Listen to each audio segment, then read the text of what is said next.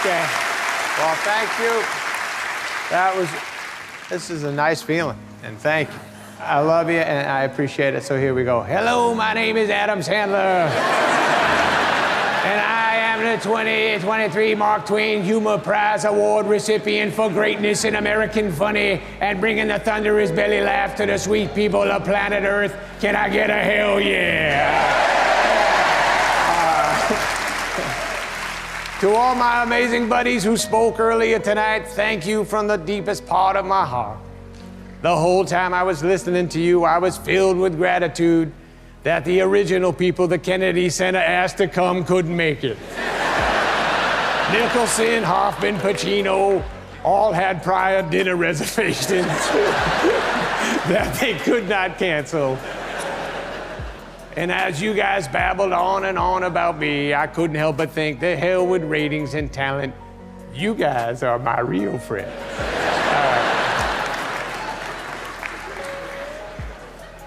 To my family who all flew in from New Hampshire and Florida to watch me get this award, yes, I will pay for your hotel rooms.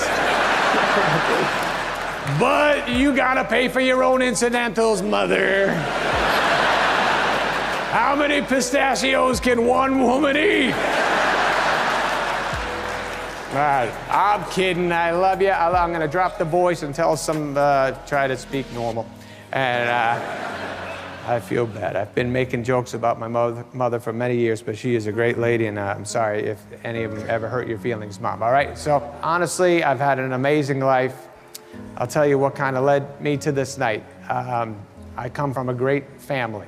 A sweet, beautiful, funny, incredible, caring, loving mother who played me Barbra Streisand, Johnny Mathis. I had as cool as it gets, badass, funny, ponytailed dad who sang me Johnny Cash and Johnny Ray, and he showed me the Marx Brothers, Jerry Lewis, Jackie Gleason. Whenever they were on, he'd call me into the room. And growing up, my parents literally did everything they could to give me crazy confidence at literally everything I did.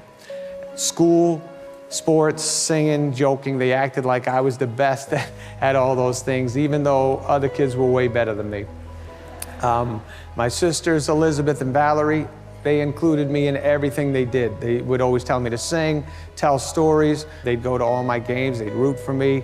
They'd even take me on dates with their boyfriends. They just always made me feel like I was the star of the family. My older brother, Scott, I shared a bedroom with him my whole childhood. And he was always nice to me. He's always calm with me. And he would just tell me I'm funny all the time. He'd say I was great on the guitar, tell me I could sing as good as Steven Tyler. He told me to read Mad Magazine, and we'd watch Benny Hill together.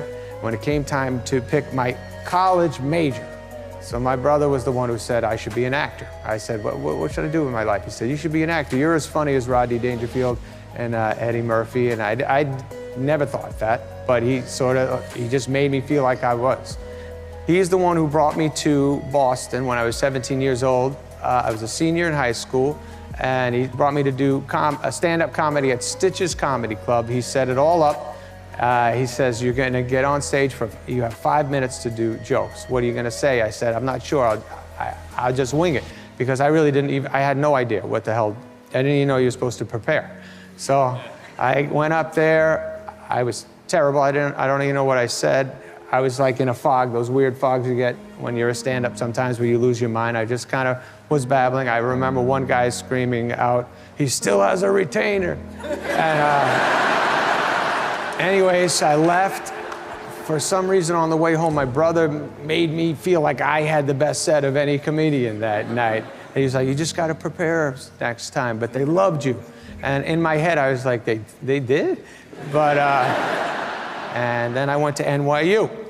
And first guy I meet was the great Tim Herlihy. He was my roommate. And I asked him, what do you want to do with your life? He said, I want to be a billionaire. And I said, and he goes, how about you? I said, oh, I want to be a comedian. He said, cool. And then he asked me, what are some of your jokes? And I said, I don't have any jokes. And then he went to Poughkeepsie to see his family. He came back and he handed me 3 yellow pieces of paper with jokes on them. And he just did it on his own, gave me these jokes. That's when we like became a team and started trying to kick ass together. And all my buddies, my buddy Eric Lamonsoff, who I grew up with, and the guys from my dorm, Jack Garapito, Frank Caracci, Alan Colbert, who I met in my history comedy class, we just all got very tight with each other, and comedy, that became our obsession. And Colin Quinn, who was a great comedian, and he used to host a show at a place called the Paper Moon in Greenwich Village, and they used to book me all the time. And it wasn't due to my talent, but they knew when I showed up, so did at least 30 NYU students from my dorm. So they were like, let's hire that guy. But I had no idea I was being used because, again, the confidence thing made me think, wow, these Greenwich Village comedy clubs, they get it. I'm going to be a sensation. Then I graduated college. Bud Friedman, he saw me at Catch a Rising Star. He told me I should move out to LA, and he said he would put me up at the Improv. I told my dad, should I go out there? Should I move out there? He said, well, if Bud Friedman said you should come out, you got to go out there. That guy knows what he's talking about. So the next thing I know, I'm living with Judd Apatow. We were writing away, laughing all the time, had the best time together. Dennis Miller saw me, told Lorne Michaels about me. Then with the help of my manager, Sandy Wernick, nudging Lorne, they hired me. I ended up on SNL with all my buddies. Every one of these, my castmates became my best friends. We all had each other's backs immediately. Lots of the castmates and lots of the writers I got to know seemed to have that same kind of confidence about themselves I had, like a weird comedy confidence that we thought we knew what was funny and the world needed to see it.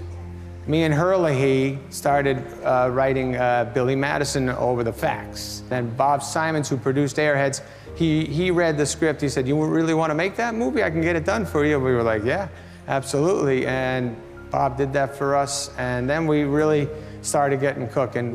We started writing all our stuff and producing and directing and editing, and we were very hands-on, and it became like an addiction.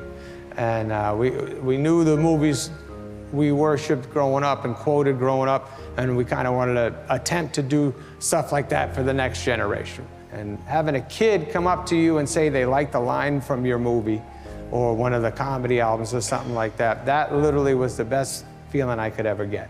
Until one night, and that night will always be my favorite night of my life. So Stephen Dorff was having a birthday party, and my agent and buddy Adam Bennett said to me, let's go. I go, I sit at a table, my buddy Dallas introduces me to that woman over there, and from that moment on, I just couldn't keep my eyes off her. She was sweet, she was gorgeous, as nice as it gets, and as luck would have it, she also had the habit of telling me I was great at everything. My jokes were great, and she said I have good hair, said my cheeks smell good. Everything I did in her eyes, I was the best. That's at least how she made me feel. Then, thank you. And then, along came two of the true best things. Babies showing up, Sadie and Sonny. And they're the love of our lives, the most pride and joy that Jackie and I could ever feel, the life changers. When they speak, we either laugh, tear up, or just stare at them in amazement. Every conversation we have every day, every night, every drive, every meal, every smile, every hang we have, I'm only wishing time will stand still, because being with you two and Mommy, that's the best life can get. And they look like their mama, and they're smart like their mama, and they also give me confidence every year on my birthday, too, by buying me T-shirts that say, world's best farter. And I don't even f***ing fart that much, but they think it's fun. So, anyways, in summary, my career's been tremendous. Nothing has let me down. I do work my ass off. It's fun. I wake up early. It's fun. I stay up late. It's fun. I go on locations. If I bring the family, it's fun. Everyone in this room tonight has made my life fun. People always would ask me, those bad reviews you get, how does that make you feel? make you feel like shit? And I'd say, nah, it really doesn't. I think the reason I get to say that didn't hurt me is because so many of you guys in this room made me feel great about what we've done together. And all my fellow comedians, actors, writers, collaborators, crew members, people on the streets, my family, my kids, my forever girl, Jackie, all make me feel like the critics didn't know what the hell they were talking about. So thank you for all that. Thank you. Thank you for creating a delusional, psychotic man who is now the proud owner of the 2023 Mark Twain Award for Athleticism, math, sexual prowess, guitar virtuosity, and best cheek smell. Good night. Keep lying to yourselves, everybody, and God bless America. Thank you so much for that. Love you all. Thank you.